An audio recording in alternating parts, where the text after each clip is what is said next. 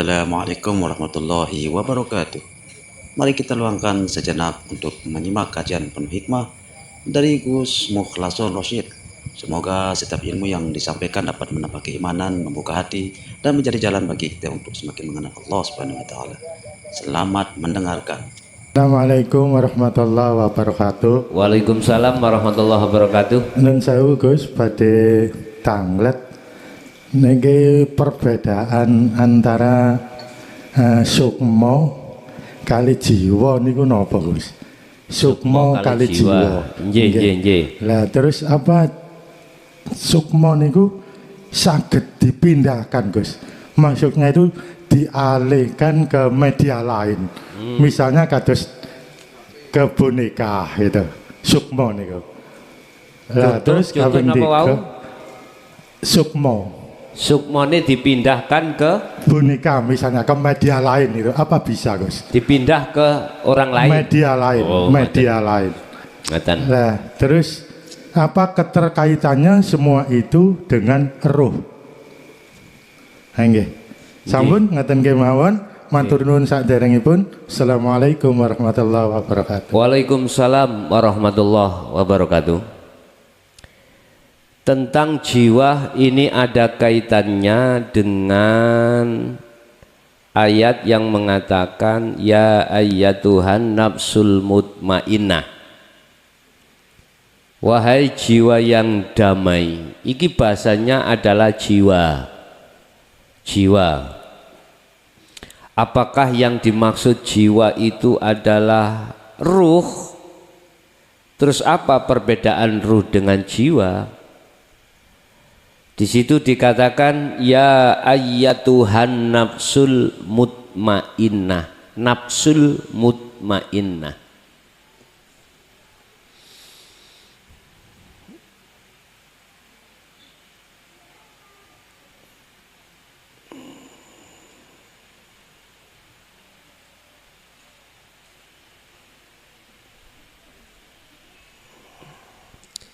Jiwa yang damai.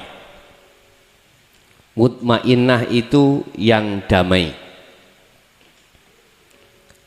Sesuai dengan pertanyaan apakah jiwa itu bisa terdiri dari nafsu nafsiyah atau amaroh atau nafsiyah atau lawamah atau mutmainnah. Itu jiwa. Dalam bahasa Jawa bisa disebut sebagai dulur papat. Apakah sukma itu? Sukma adalah roihan yang bersemayam di dalam akliyah, akal. Sukma itu bahasa Jawa, bahasa kitabnya adalah roihan. Roihan itu sesuatu yang ada kaitannya dengan cipto-cipto, berarti angan yang di dalam akliyah kita. Ini yang namanya sukma. Yang jiwa adalah dulur papat tadi Pak, nafsu-nafsu itu. Siapapun ruhnya itu manakala terkuasai oleh jiwa yang terdapat pada nafsiyah, maka condong hatinya itu terhadap selain Allah. Manakala ruh itu terkuasai oleh sifat basiroh, maka condongnya ruh itu hanya pada Allah. Terkait sukma itu nganut Pak, nganut pada rajanya. Apa? Ruh. Bila mana rajanya itu dolim, sukmanya juga dolim, masyarakatnya dolim, prajuritnya dolim. Manakala rajanya itu, ruh itu tidak dolim alias taat pada Allah, karena basyiroh, maka sukma atau roihan itu mengikuti. Sehingga seseorang kalau sudah tertata ruhaniyahnya sudah terbangun, secara otomatis jasmaniah itu terbangun. Terhadap orang lain itu selalu asor, tidak merasa ria, takabur dan lain sebagainya. Yang asalnya kita itu orang pemarah, akhirnya menjadi penyabar. Terhadap istri asalnya kita itu orang yang bakhil. 1 bulan dikasih belanja 10.000, akhirnya sekarang dikasih 1 juta. Itu kan menyesuaikan dengan keadaan. Tapi ada perempuan yang tidak melihat keadaan. Pokoknya 1 bulan 2 juta, yo 2 juta. Tidak melihat keadaan sang suami. Marah-marahlah dia. Ada Pak perempuan seperti itu? Nggak ada kan di sini. Ada, dan itu banyak Pak.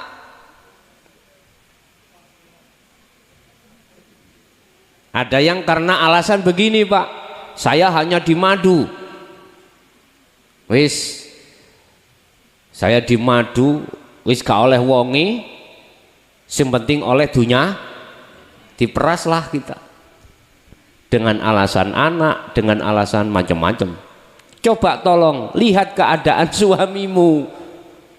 Istri yang baik adalah istri yang tidak memberatkan oleh suami, melihat keadaan. Apa mesti dia pangkatnya sebagai bupati mesti berada terus? Belum tentu. Apa mesti suamimu menjadi pengusaha ya toh, terbesar di Jawa Timur, mesti dia berada? Suatu saat dia itu juga tidak ada Pak. Kita aja yang melihat mandangnya itu enak, belum tentu. Kadang dia juga tiap bulan menanggung resiko hutang piutang lah gitu Pak nggih. Ingat, rumus pabrik besar limbahnya juga pabrik kecil, limbahnya kecil. Pandai-pandailah kau hei istri untuk membaca kondisi suamimu. Jangan kau berorientasi status si kades mesti duitnya ukeh. Lho jane nggih, dalam 1 tahun 2,5 M, tapi ku duduk duitnya kades, duitnya masyarakat. Ya tinggal kadesnya aja. Amanah apa enggak? Cara untuk mentasarufkan benar atau tidak tergantung kadesnya. Umpama jadi kades, bagaimana pendidikan Rasulullah? Utamakanlah kepentingan umat di atas kepentingan keluarga. Itu Pak Rasulullah. Kita meniru yo sak kuat-kuat gak kuat yo didel ngoten lho, apa bingung-bingung. Ya, itu prinsip Rasulullah. Bisa Anda tiru, bisa enggak. Utamakan kepentingan orang lain di atas kepentingan pribadi dan golongan. Bapak Ibu hadirin jamaah rahimakumullah, sekarang kembali kepada diri kita. Yang namanya sampai pada ahad itu prosesnya kita ahadiyah dulu, berarti muraqabah dulu, habis itu musyahadah, tahali dulu, kemudian tajalli. Kuncinya hanya di zikir sirul asrar dalam hal perilaku rohaniah. Sehingga mengapa saking pentingnya urusan rohaniah, W.R. Supratman dalam lagu kebangsaan Indonesia tentang pembangunan, membangun itu rohaniah diletakkan di depan. Bangunlah jiwamu dan bangunlah badanmu. Jadi jiwa itu adalah nafsu, kemudian sukma adalah angan-angan di dalam diri kita, ya. Jadi itu Bapak terkait masalah jiwa dan sukma. Yang kedua, apakah bisa ditaruh angan-angan sukma itu terhadap orang lain? Bisa Pak, bisa. Wong namanya angan-angan, angan-angan dimasukkanlah terhadap orang lain dengan cara surat An-Nas ayat yang terakhir, ya, alladzina hum yuwaswisu fi sudurin nas minal jin, surat kedua dari yang terakhir, ya, minal jinnati wan nas. Ditiupkanlah, nafsu akan meniupkan, membisikkan terhadap dada kita, maksudnya hati, untuk mempengaruhi angan-angan terhadap selain Allah. Lah nafsu membisikkan itu unsurnya satu dari minal jin. Apa itu jin? Korin pada dirimu, itulah yang namanya nafsu. Kedua, wanas, manusia. Jadi manusia kita ini mempengaruhi dengan ilmunya untuk hati beriman terhadap selain Allah, untuk memuja, memuji, menyembah terhadap selain Allah. Padahal Rasulullah sendiri sudah katakan, innama ana basarum mislukum, aku sama dengan kau, makhluknya, manusianya. Oleh sebab itu sembahlah siapa yang ku sembah, pujalah siapa yang ku puja, jangan kau menyembah saya, memuja saya. Begitu Pak, ya. Oke.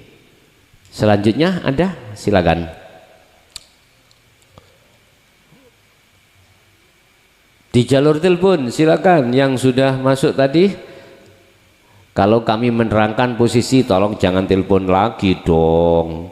Nanti kalau sudah saya kasih kesempatan telepon, silakan telepon. Begitu.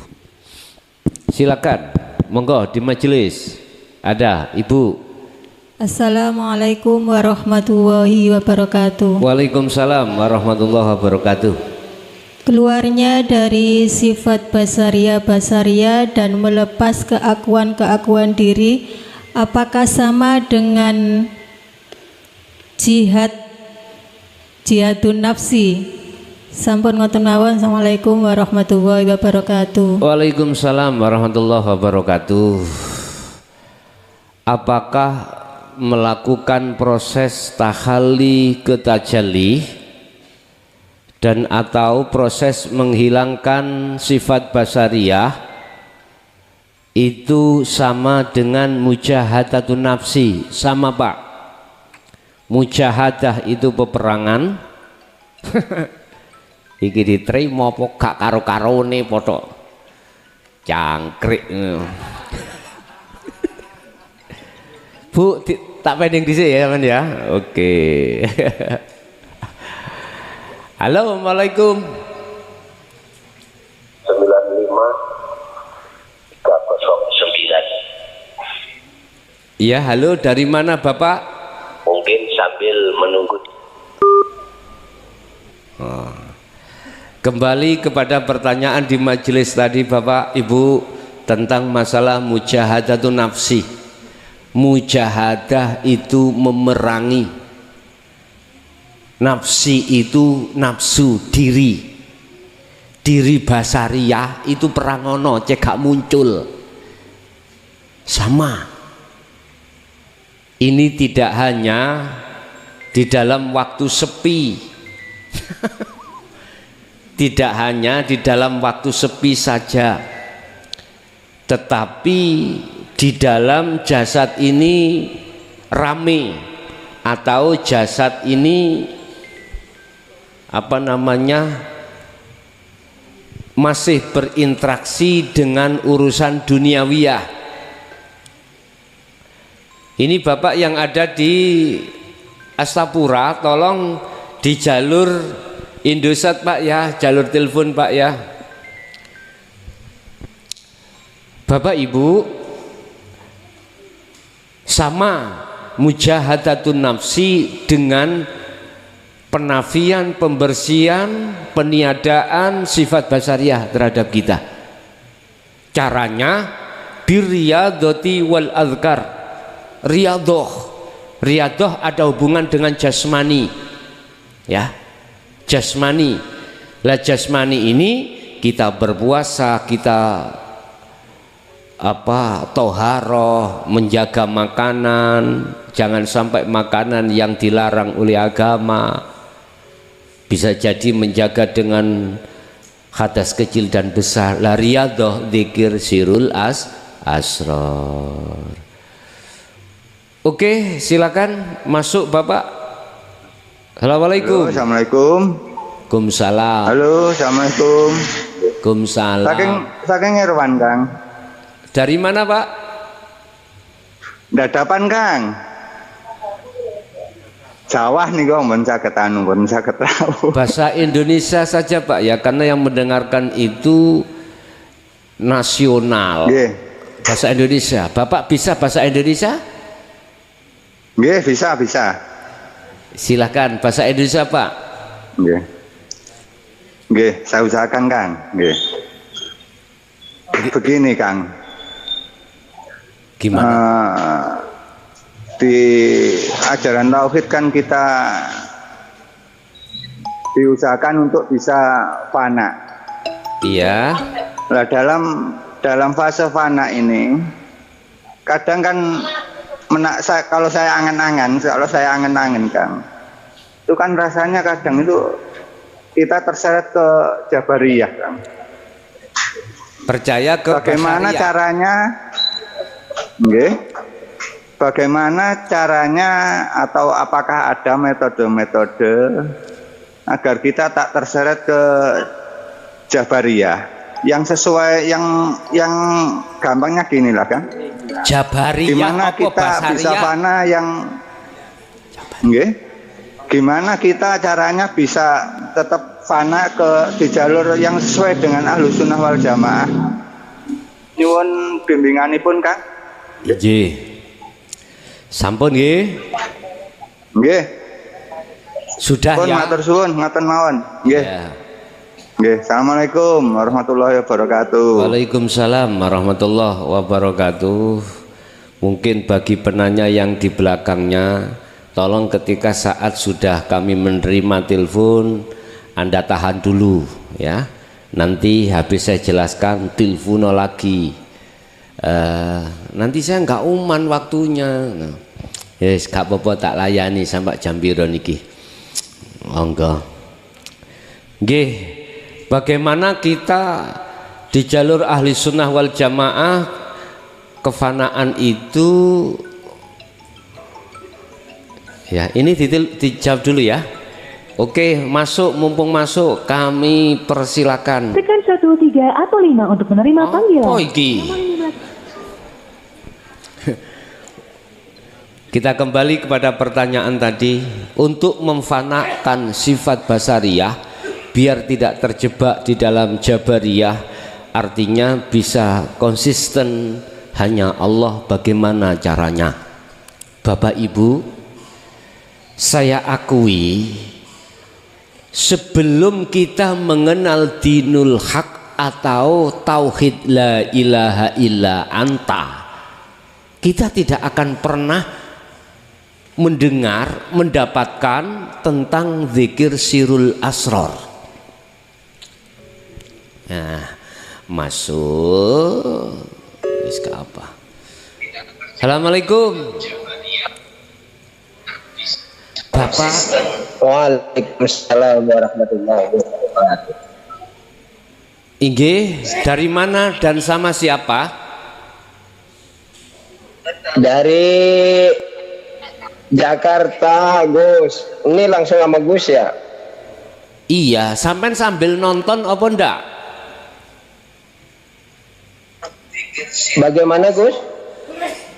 Di situ sampean sambil mengikuti live streaming saya ndak sekarang? Lagi ngelihat, lagi menerangkan. Gimana Bapak? Mengikuti ya? Oke, silakan apa yang ditanya Ya. Bapak, silakan di Jakarta.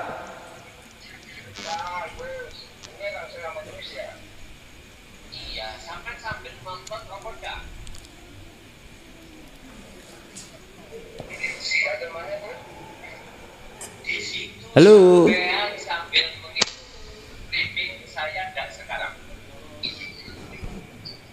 Halo, Gus. Halo.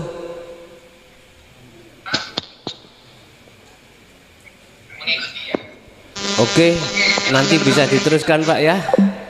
Sementara tak tutup dulu sampai saya menjelaskan dengan sempurna pertanyaan yang sebelumnya tadi.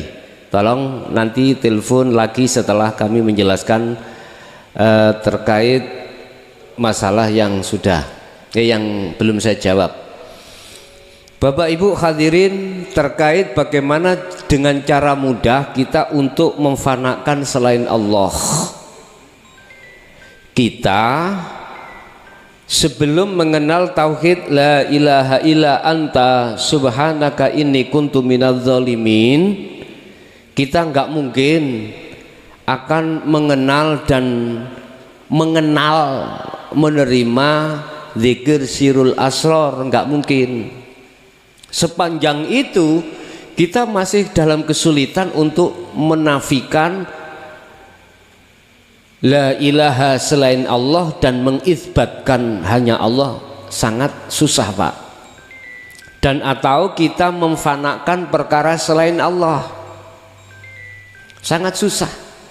Hanya dengan jalan cara zikir sirul asrarlah ruhaniyah kita akan bisa melepaskan sifat basariyah, melepaskan, menafikan, memfanakan perkara selain Allah di dalam hati atas semua apapun, apakah yang berkehendak, apakah yang berperan, yang berkuasa, apapun itu nanti dengan mudah Bapak ya. Berarti harus mengenal, memahami sebelum melakukan praktek zikir sirul asrar. Di situ ada 3 tahap Bapak. Di dalam zikir sirul asrar, zikir yang tanpa ngucap, di situ ada 3 tahap. Mungkin bisa kami tulis di papan, bisa dilihat. Ya, di dalam sirul asrar yang dilahirkan oleh tauhid la ilaha illa anta, di situ melahirkan zikir sirul asrar ada 3 pintu atau 3 tahap. Tahapan pertama adalah su'aul basiro.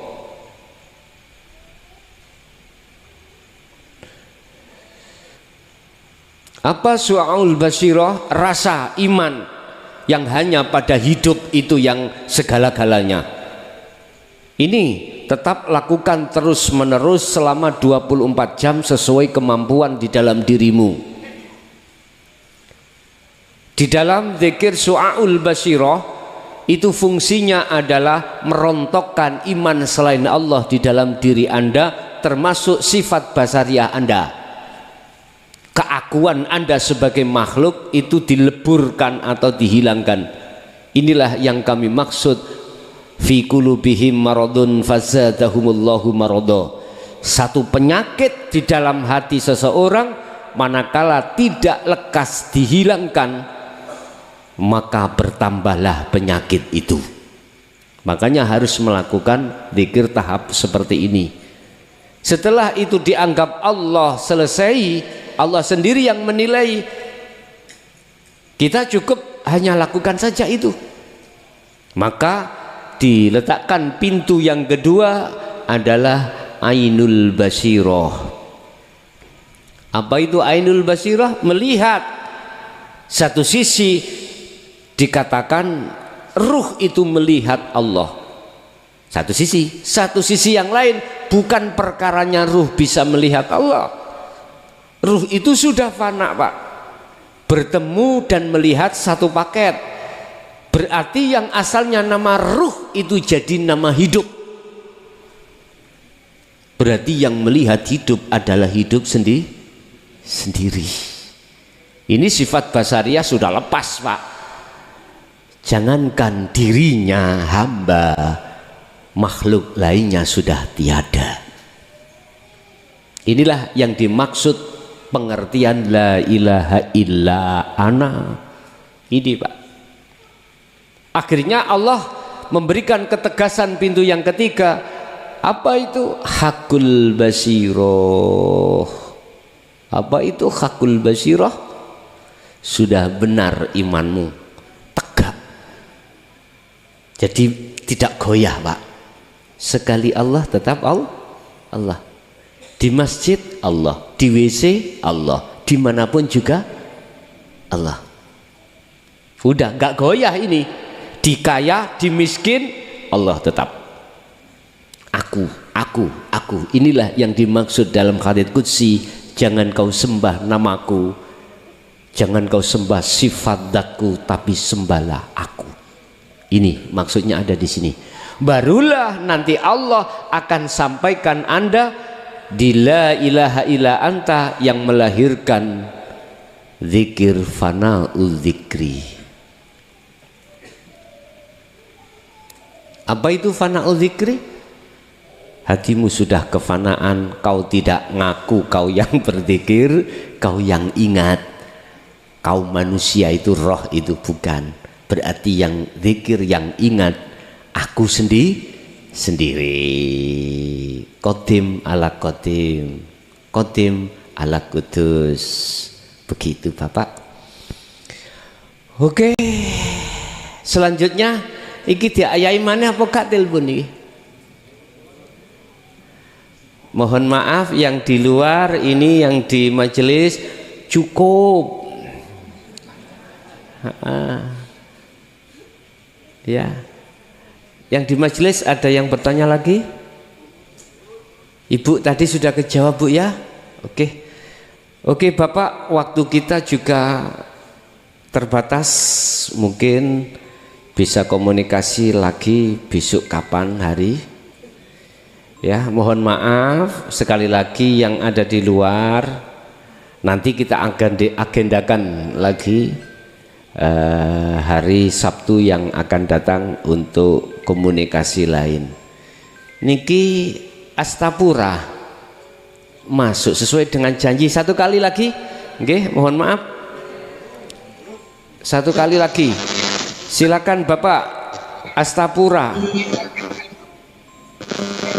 Ya, assalamualaikum warahmatullahi wabarakatuh. Waalaikumsalam warahmatullahi wabarakatuh. Gus, alhamdulillah bisa ngobrol walaupun lewat WhatsApp. Saya bertemu, ya, mendengarkan suara. Iya. Ini ada satu pertanyaan mengenai sholat. Sholat. Ya, sholat yang dilakukan oleh jasmania ini, Gus. Jadi sholat mengenai jasmania ini, padahal kita sudah niatnya itu sudah kepada Allah, tapi kadang-kadang di pikiran itu masih banyak begitu yang lain-lainnya begitu, Gus. Ini kan sholat di jasmania ini banyak meminta begitu kepada Allah, ya kan? Iya. Jadi bagaimana itu, Gus?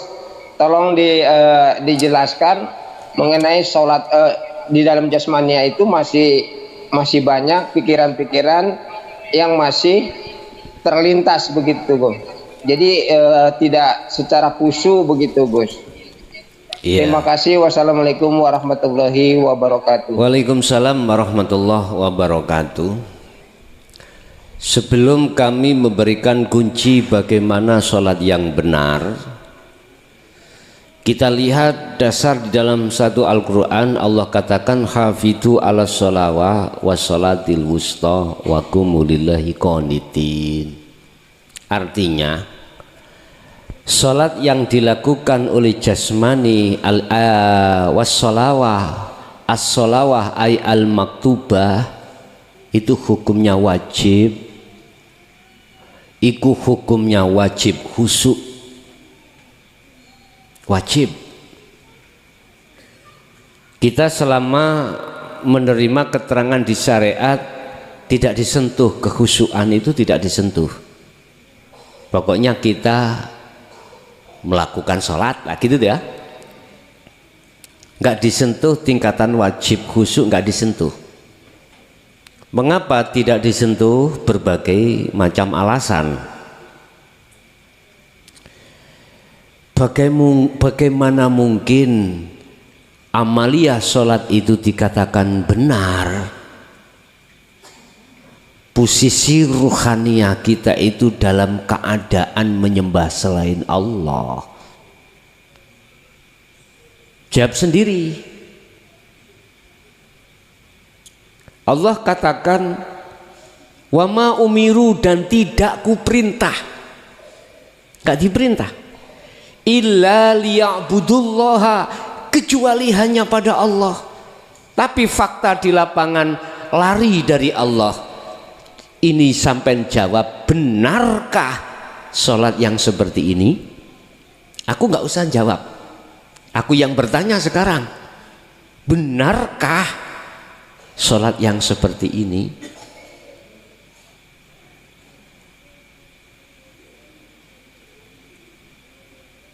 Bapak Ibu, mengapa di dalam setiap ayat Al-Quran ketika menjelaskan tentang masalah sholat itu memakai kalimat koma, tidak fa'ala, koma, ya, bukan fa'ala. Apa artinya koma dan fa'ala? Koma adalah menjaga, fa'ala adalah melakukan. Enggak ada di setiap ayat Al-Quran yang berbicara tentang masalah sholat itu memakai fa'ala. If'alu, enggak ada. Mesti koma, menjaga. Ini tersentuh pada kalimat berikutnya, habis wassolawat hafidhu ala sholawah, menyentuh pada wassolatil wusta, sholat yang di tengah. Yang dimaksudkan di tengah adalah sholatnya ruhaniyah kita, bukan jasmaniyah. Wakumu, lah ini koma yakumu, wakumu, tegakkanlah, jagalah, lillahi, karena Allah, qanitin, hal keadaan ruhaniyah, qanitin ay khosyi'in, wajib khusyuk. Hal dengan sahibul hal itu tidak bisa dipisahkan. Ruhaniyah dengan khusyuk tidak bisa dipisahkan. Berarti wajib Bapak Ibu, keadaan hatimu itu khusyuk ketika jasmani melakukan sholat 5 waktu. Pertanyaannya di sini adalah bagaimana caranya ruhaniyah jenengan tidak teringat kepada selain Allah? Urusan akliyah teringat terhadap selain Allah itu memang mestinya, tapi ruhaniyah yang kami maksud, jawabannya cuman satu, sibukkan ruhaniyahmu, nyertakan sirul asrar. Titik. Demikian Bapak Ibu yang bisa kami sampaikan. Kurang lebihnya mohon maaf. Yang sudah gabung belum bisa terjawab, mungkin mohon maaf. Besok Sabtu kita berjumpa lagi ya. Kurang lebihnya mohon maaf. Al-Fatihah. A'udzubillahi minasyaitonirrajim. Bismillah. Akhirul kalam. Assalamualaikum warahmatullahi wabarakatuh. Alhamdulillah, semoga kajian yang telah kita simak menjadi ilmu yang bermanfaat dan menambah kecintaan kita kepada Allah Subhanahu wa taala. Terima kasih sudah meluangkan waktu untuk menyaksikan video ini. Jangan lupa bagian video ini kepada keluarga dan sahabat agar semakin banyak yang memperoleh manfaat. Wassalamualaikum warahmatullahi wabarakatuh.